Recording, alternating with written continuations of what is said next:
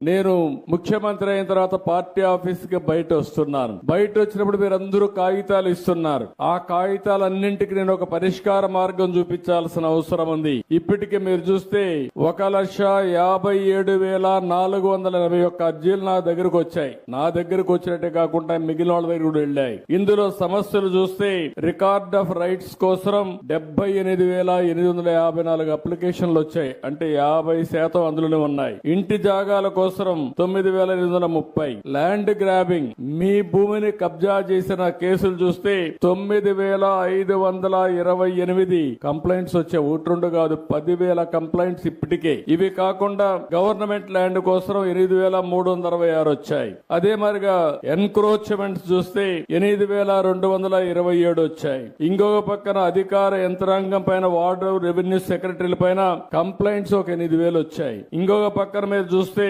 22A, ఎవరైనా మీ భూమి మీది ఉంటే దాన్ని 22A కింద పెట్టేస్తే ఆ భూమి మీది కాదు, ఇది గవర్నమెంట్ భూమి అంటే మీరు ఎంత బాధపడతారో ఒకసారి ఆలోచించుకోవాలి. మార్చింది నెంబరే, కానీ మీ జీవితానికి అంధకారం సృష్టించే పరిస్థితికి వచ్చారు దుర్మార్గులు.